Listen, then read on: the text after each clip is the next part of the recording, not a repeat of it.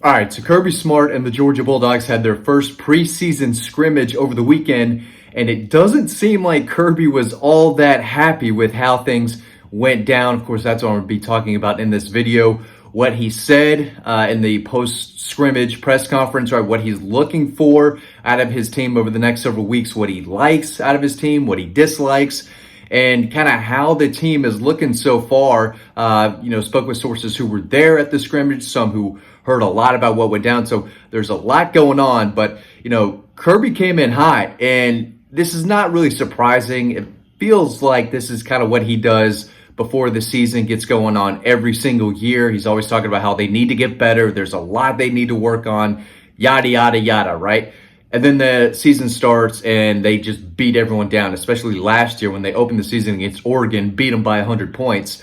There were some times before the season started during those scrimmages where he was not super happy, and we kind of got that feeling over the weekend.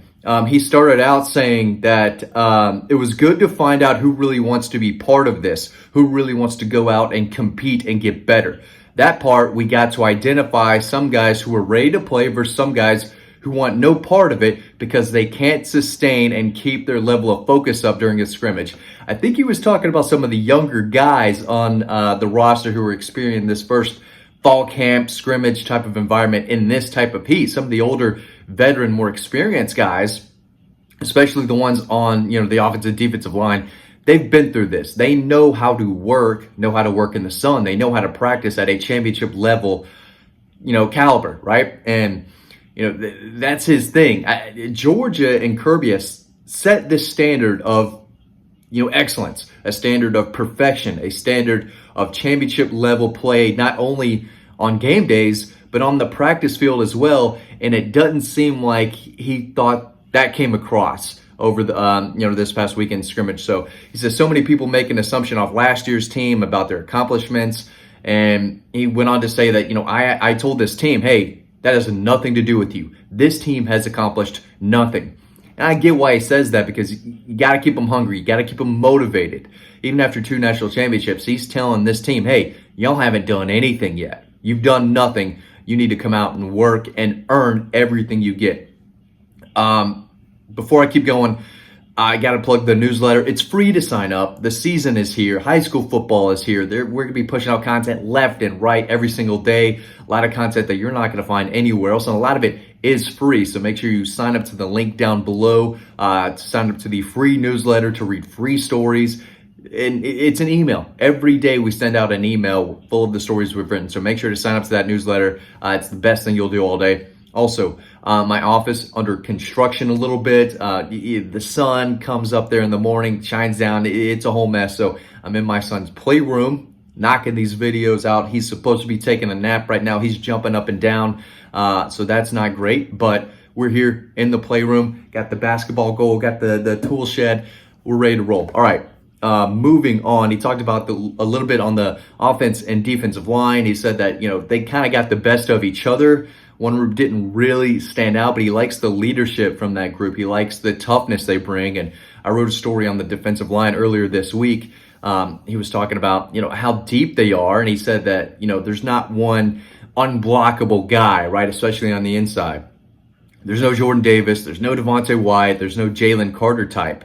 And I kind of described it as a no-name defensive line. Remember a few years ago, there was the no-name defense, which turned out to, there were a lot of really big names on that defense. But on this defensive line, you look at it, and there's a lot of veteran experience guys. Zion Logue is a player that's better than people think. Tramel Walthour has starting experience. Nazir Stackhouse is a really good, solid player who could play for any team in the SEC and probably across the country. Warren Brinson is an experienced guy that we continue to hear a lot about. People rave about him. Tyrion Ingrams-Dawkins, when he is healthy, he's a former 5-star who's really slimmed down and transformed his body. I think he could be a big-time player. And, of course, Michael Williams, not an inside guy, but more a defensive end who can play inside depending on the situation, down and distance. He may be the most talented player on the roster on defense, either him or Malachi Starks. Brock Bowers is the best player on the team, maybe in the country, but Micah Williams is an All-American guy, or potentially an All-American as a sophomore this year.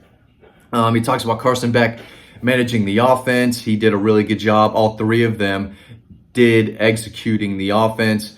You have to remember all three of it were in this last year and have been in it for a while, yada, yada, yada. I keep hearing, when is he going to announce the starting quarterback, right? I hear that from my Florida buddies, my Tennessee buddies, friends that, watch South Carolina. They're like, is Kirby going to name a starter? When's that going to happen? I keep thinking it's probably going to be the week of the game. And knowing Kirby, he might not name one. It might just be whoever walks out there first drive, Tennessee Tech. I mean, Kirby doesn't want to give the media anything. Doesn't like answering, questions. I think that's the worst part of his week is talking to the media and having them out watching practice. It just kills him that he has to do that, I think, at times. He talked about installing the offense with multiple quarterbacks, and you can read all of this on Dog Post. All right, let's talk about injuries, right? He said, yeah, Ra Thomas did everything. He was good. I think he had a hamstring spasm. He just didn't start with the position. He practiced each day, hasn't missed a day, but he's been held out a portion. So that's the transfer wide receiver that they brought in from Mississippi State. Size, hands, 6'2", 200 pounds. Kendall Milton has not been able to completely go, but he's trying to get back to the best he can. As I try to turn this monitor down so y'all can't hear my son bouncing up and down like a madman. I got to go get him in a minute, though. Kamari Lassiter, starting cornerback. And I'm just reading the quotes right now and then giving my thoughts. He's much closer with a foot sprain. They need him back. He could be one of the best cornerbacks in the SEC this year. Probably will be. Tyrion Ingram's-Dawkins is much closer. That's the defensive lineman who's going to bring talent and depth. You'll always, talking about the media here, he always likes to say you guys. He says you guys way too much for a Southern. It's y'all, you all, right? None of this you guys stuff that Kirby always says. It kind of, rubs me the wrong way a little bit. We're in the South. We don't say you guys. It's y'all. But he said you all. Just say y'all. Always love to ask these questions about injuries. I'm not hiding from them. I just want to know who you're talking about. We don't play for another 2 weeks, so I don't know what the paranoia is about. We're asking about injuries, Kirby. Yeah, you play in a couple weeks. We'd like to know who's hurt and who's not hurt. He hates answering those questions. Status of Branson Robinson, a guy that could be a real game changer for them at running back if he's healthy. He said Branson goes into individuals, so that's what you are seeing in the assumption that he is back. He is not cleared to go yet. He's on track to get back earlier than we originally thought, but he's not back yet. He does individuals because that is a great exercise for him. That's reps for him to catch in the backfield, but no, he's not back. Other inside, scoop that we heard, a lot of drop passes, and he goes on to talk about that a little bit. He said the quarterbacks have to get better, but the people around them have to get better. And that was a little interesting. I know it was a really hot day, and for these receivers to run routes over and over and over again, yeah, you're going to get a little tired. You're going to drop some balls, but that was, someone told us that it was a little alarming how many drop passes there were. And it's a very talented group. Dom Lovett, Ladd McConkey, Dylan Bell, Marcus Rosemy, Jack Sain, Arian Smith. These guys are good players. So a little concerning that there were so many drops. Heard Oscar Delp had a really big day. If you're on this channel, if you've been watching my videos for a long time, y'all knew about Oscar Delp before anyone. And I mean anyone. Before he had his first offer, I was telling y'all how good he was. Ended up getting a Georgia offer, becoming a big target, and I think he's bound for a big second season. But he had a long touchdown. I was told Gunnar Stockton had a good day by other people, not necessarily Kirby. But he talks about the running back group a little bit, and he talks about Cash Jones. He's a big Cash Jones guy, walk-on running back who's I think one of the stronger pound-for-pound guys on the offense, who brings a lot of speed to the table. Said he's got depth, right? Savon Clark is back there. Andrew Paul is still gaining that confidence back from the knee injury that kept him out all of last year. But Dacian Edwards is healthy and good to go. Need to get Branson Robinson and Kendall Milton back, though, for sure.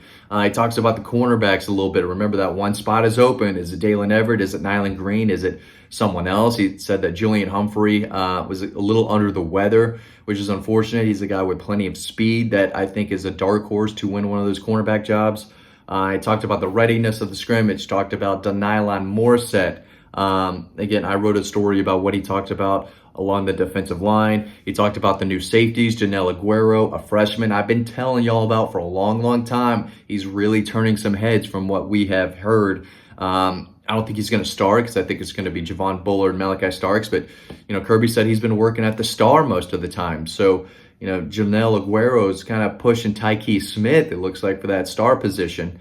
Talks about preparing for an unranked opponent in an opening game instead of looking past them. South Carolina is right around the corner, but they got those 2 cupcake games, Tennessee Tech, UAB, to start the season off. Still have to play to the standard that they've set, and that means going out and beating these teams by 50 points. If you're the number 1 team in the country, you have to dominate them every single play and make sure you look like it. But you can read all this over on Dog Post. My son is bouncing up and down. I gotta go get him. Hope y'all enjoyed the new setup that I've got here now, sitting on the ground in my son's playroom. Gotta get these videos, right? And I gotta do what I gotta do.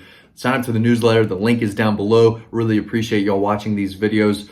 Always do. Sign up to Dog Post. This is the perfect time to do it. Season's here. High school football's here. We're going to have stuff that no one else is going to be writing about, guaranteed it. Check us out over on the website, and I will see you on the next video.